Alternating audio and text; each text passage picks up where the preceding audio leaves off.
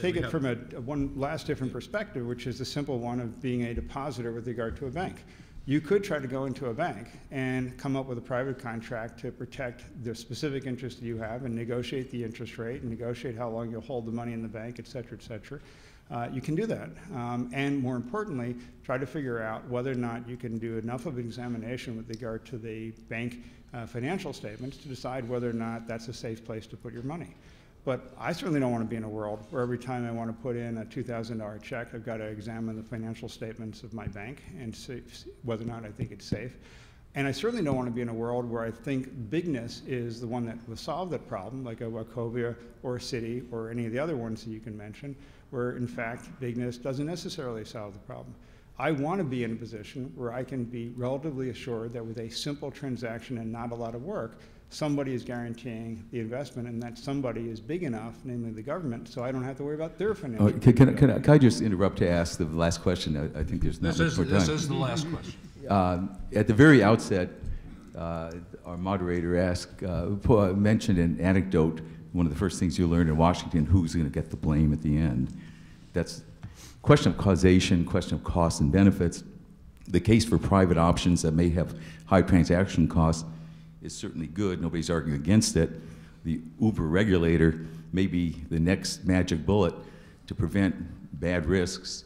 But I wonder, in terms of blame, what happened with the SEC and Bernie Madoff? That wasn't sophisticated, complicated, next generation fraud. And the ball was dropped in a rather grotesque way because the SEC was on notice with being spoon-fed data of massive fraud. And our regulators weren't Uber regulators, and they weren't very effective. What about the last massive crisis that we had now that we're still undergoing, assessing, and coming up with the Uber regulation solution? Is anybody mentioned Barney Frank or Chris Dodd in the regulatory cause of this distortive regulation requiring lenders to make bad loans to people who couldn't pay for their homes? Was that a factor? Or is Barney Frank going to come up as the hero of the last chapter because he knows how to play the game that Ray Randolph talks about better than people who are thinking about Uber regulators? Let me 1 minute. let me make two observations about that. First, with respect to Madoff, that was a classic example of a problem that could have been foreseen and should have been foreseen, and in fact was foreseen, but which was not acted upon. By that, what I mean is the SEC only has partial responsibility for what took place there, but it was a clear failing, and in my view, it was largely a human failure.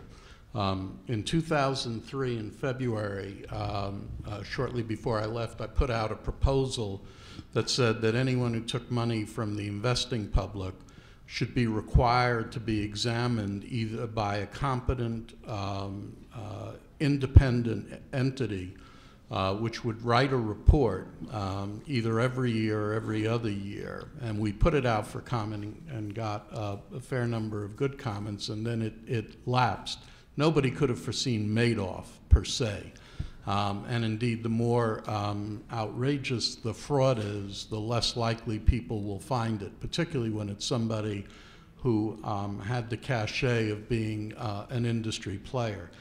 The fact is, that was a blown deal, and the phrase setting people up to fail is exactly what the SEC's examination system has been and to this day remains. You can't take kids out of college, pay them 50 grand a year, and expect them to examine 6,000 broker-dealers, 11,000 investment advisors, and soon 8,000 hedge funds, and expect that they can find these kinds of problems. Indeed, you can't expect anybody in some cases when there's a deliberate fraud to find the problem.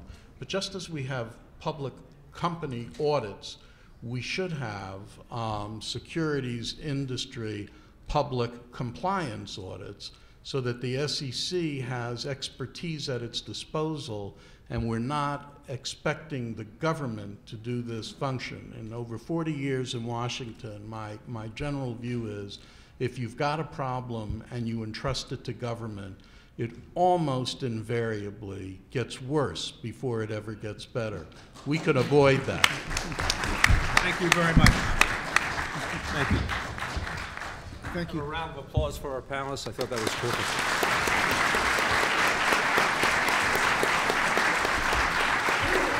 Mary has said she's